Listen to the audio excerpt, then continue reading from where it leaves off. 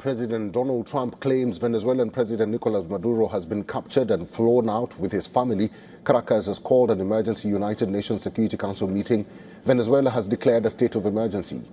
Putting out details on his social media handle, the president said that the operation was done in conjunction with U.S. law enforcement agencies.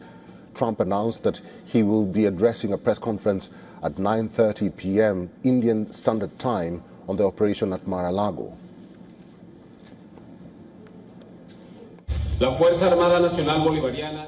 The National Armed Forces of the Bolivarian nation informs the whole world that in the early hours of the morning, today 3rd of January, the Venezuelan nation has been the target of the most criminal military aggression by the government of the United States of America.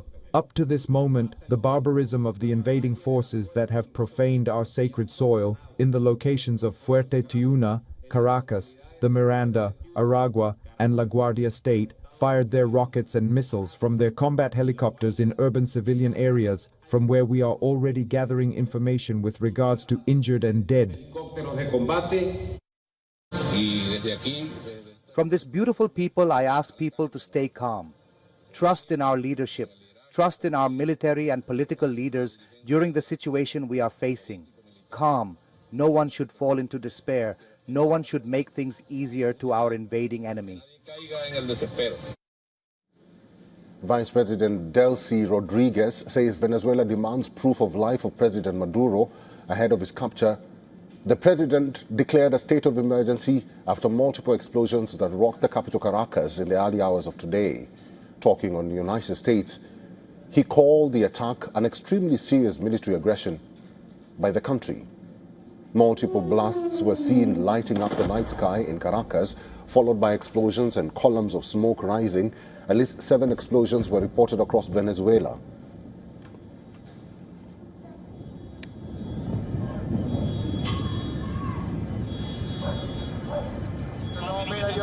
I live here in Chacao, and approximately an hour and a half ago, we felt planes flying and explosions. Several explosions, at least 8 or 10. And now I went out to look around, and now all you see is smoke, smelling like creolin. According to reports, electricity was cut in the area and sounds resembling low-flying aircraft were heard around 2 a.m. local time. According to U.S. media, the Trump administration officials said they were aware of reports of explosions and aircraft over Caracas. Following the explosions, the Venezuelan government issued a statement denouncing what it termed as a U.S. military aggression. The government claimed that the capital Caracas and states of Miranda, Aragua, and La Guardia were targeted, stating that the attack constituted a flagrant violation of the United Nations Charter. The government claimed that the objective was to seize Venezuela's oil and mineral resources, assuring the people that the government remained steadfast in defense of Venezuela's sovereignty.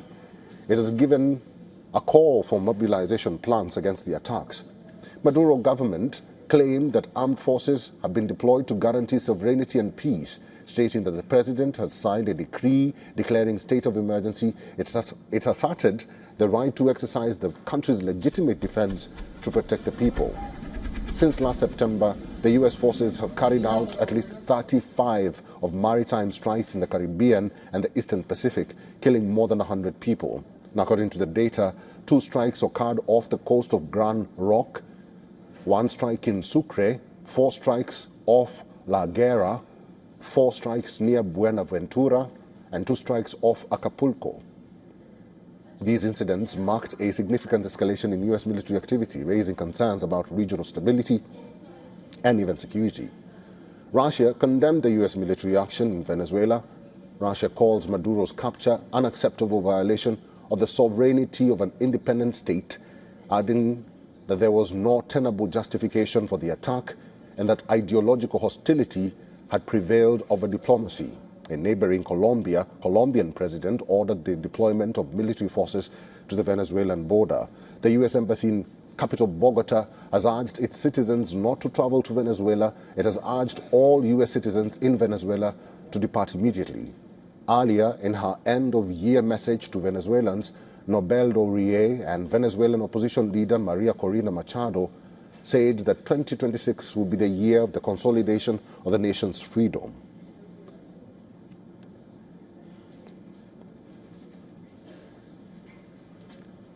Our correspondent Susan Tehran is now joining us live from New York. Susan, what's the latest from your end?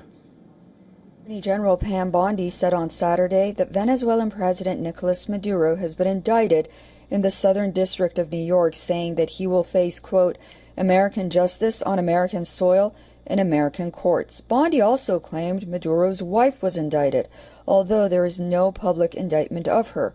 Her statement came as the U.S. carried out military strikes in Venezuela, with explosions reported in and around Caracas.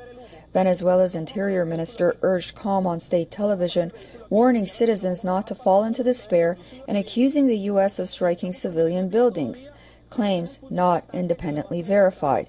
President Donald Trump is expected to hold a press conference at 11 a.m. from Mar-a-Lago.